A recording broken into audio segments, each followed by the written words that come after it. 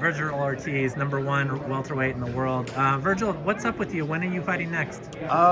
We have a date in mind, an opponent in mind, but nothing's set in stone yet. So I can't really give away anything because I don't have anything to give away. But I should be fighting pretty soon. I heard early January. Possibly. Okay. Possibly. Now that's good. I mean, look, you fought twice this year? I fought twice. We're looking for 3, but if it's early January, then it's pretty good too. When you see a guy like Canelo fight 4 times in a calendar year, is that exactly what you're looking to do at this point in your career? I mean, people like Canelo fight like 2 times a year, but he doesn't want to be that guy. He wants to stay active, and I admire that. When you're active like that, you're in the gym. I mean, Canelo's in the gym regardless all the time, and so am I. But when you're active like that and you're having fights back to back to back, you really don't lose any rhythm. You don't lose a step. You're right on track. How big of a role model is he to you? He's a huge role model. He's a great fighter. He's arguably the best Mexican fighter to ever do it. He's so great defensively. He's explosive, and he has great ring IQ. So. I heard you talking to someone else. You really, at this point, don't know who they're going to assign you in January. Not 100% sure. Yeah.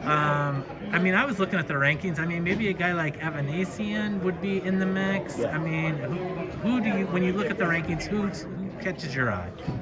I mean, honestly, the ones that catch my eye are the fights that I've been kind of asking for. Yes. Danny Garcia and Keith Thurman. If I could make a fight next to prepare me for a world title fight, if I get through them, are those 2 fighters. They're great fighters. Be perfect. Honestly, and I mean, I said it before, Keith Thurman was my favorite welterweight before I moved up to welterweight. I don't have a favorite welterweight now, but I would love to, get in the ring with him, share the ring with him, and if not him, then I would like to get Danny Garcia. It's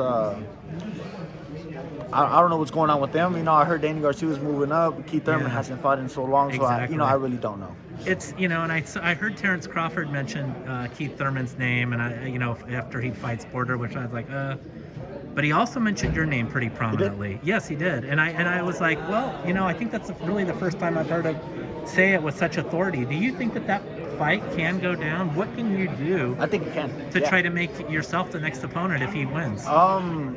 I don't think I have to do anything. If he's already saying my name, then I don't have to be knocking on the door anymore.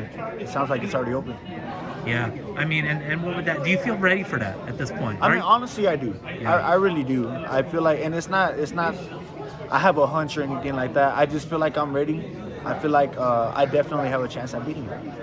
So going into the January fight, it's probably not going to be against any of the champions, given where their schedules are. Yeah. What can you accomplish in January to make yourself, even more prepared for that championship fight? I guess just do what I always do.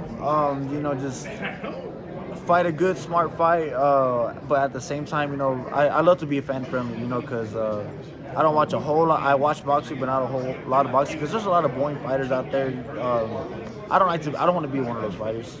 But at the same time, I try to do it smart so people want to watch me, but they'll be able to watch you for a long time because I'm still in the sport. Yeah. I was thinking of, back to Canelo, you like him easy in this fight against Plant on Saturday? As someone who's watching him from the outside, I definitely pick him easy, but, as far as him being inside, him having to actually be in there making the decisions, then I would say it's going to be a competitive fight. For me, it's easy to say who I think is going to win. But I feel like it's going to be a competitive fight. But I do think Canelo's going to win. One of the things, one of the things that I think Canelo and Eddie Reynoso are kind of playing up is the fact that he broke Billy Joe Saunders' face with 1 punch last fight. What have you ever had a moment like that? What does it feel like to hit someone that hard that you've inflicted that kind of damage on someone? It's I made someone throw before, and I was just like in the pros. Not in the pros, in sparring. Okay. But I was just like, dude, like, no, sorry. My bad, but it's just it's not like you calculate it. It just, you calculate it, but it's not like you know what's gonna happen. But when it happens, you're like, oh shit. Yeah, like, yeah. That just happened. So and that's what you're trained for, right? Yeah. pretty much. Last thing, later this month, obviously, is the Crawford-Porter fight. How do you see that transpiring? I think that Porter's gonna do what he does best, and he's gonna try to rough him up. He's gonna try to get him out of his element.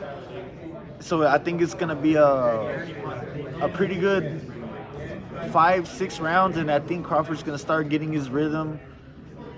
I think that's one way it could play out.